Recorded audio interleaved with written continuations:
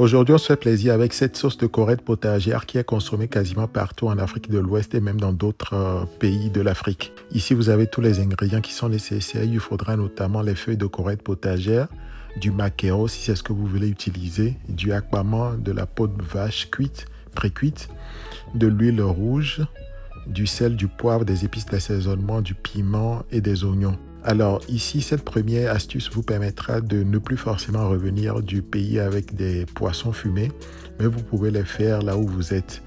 Ici, moi, j'ai préféré adopter cette forme pour les maquereaux, ce qui me permet de retrouver un peu la forme des poissons fumés qu'on a l'habitude d'acheter lorsqu'on est au pays. Donc là, j'ai mis la queue dans la bouche du poisson et puis j'ai piqué avec un cure-dent, tout simplement. Ça me permet de garder la forme. Et lorsque c'est fait, pas besoin de le lustrer d'huile de palme, d'huile rouge ou d'ajouter des épices d'assaisonnement. Vous pouvez directement les mettre comme cela en l'état au air fryer ou alors au four pour que cela puisse dorer et puis se transformer en poisson fumé. Donc à côté, vous avez vu que j'ai découpé aussi mon akbama ou mon poumon que j'ai donc mis à pré-cuire avec quelques épices d'assaisonnement. Et donc là, la prochaine étape va être donc de découper les ingrédients qu'il me faudra. Vu que moi j'adore les oignons, j'en découpe 2 types d'oignons. Et ensuite, je prépare aussi le piment qui me servira pour la sauce. Une fois que les poumons sont pré-cuits, je vais ensuite les débarrasser. Et évidemment, je garde le jus de cuisson que je vais utiliser tout de suite pour la préparation de mes feuilles de corette potagère. Et donc là, je rajoute un peu de bicarbonate dans l'eau de cuisson. Et ensuite, là, ce sont mes feuilles de corette potagère, les feuilles d'adémé que j'ai ramenées du pays. Ça fait déjà pas mal de temps. Et donc, que j'ai conservé avec une technique spéciale qui me permettra de garder les feuilles en l'état. Et donc, au moment de la cuisson, vous voyez que les feuilles ont encore cette couleur bien verte, comme si c'était des feuilles fraîchement cueillies et préparées directement dans la sauce, enfin dans le plat.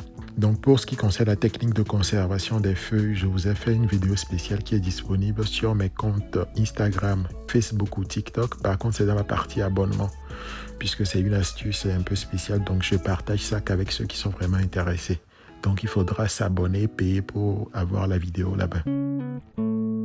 Une fois que cette étape est faite, l'étape la plus importante, c'est celle-ci. Il faudra donc battre correctement les feuilles de corette potagère avec votre spatule pour permettre à ce que ces feuilles-là se transforment et que ça nous donne l'aspect gluant de la sauce. Ensuite, il faudra rajouter les épices d'assaisonnement dont j'ai rajouté les épices. Ensuite, là, vous avez vu que j'ai remis le poumon dans la sauce. Ensuite, un peu de bouillon, un peu de sel.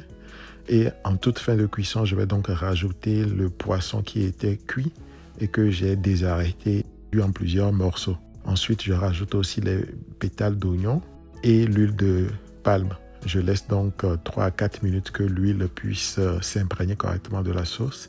Et ensuite, je mélange correctement et voilà donc ma sauce qui est prête.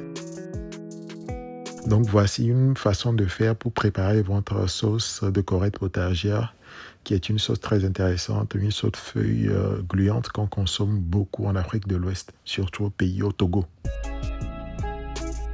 Donc voilà, lorsque la sauce est prête, vous allez donc préparer votre accompagnement. Ici, il s'agit juste de polenta de maïs, akoumé pour ceux qui savent au Togo. Et j'ai donc dressé mon plat avec la sauce et le akoumé. Évidemment qu'il faut forcément la petite boisson locale, du vin de palme. Une petite gorgée permet d'ouvrir l'appétit.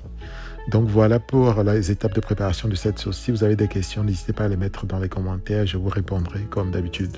Bonne dégustation sauvage à vous. Ciao!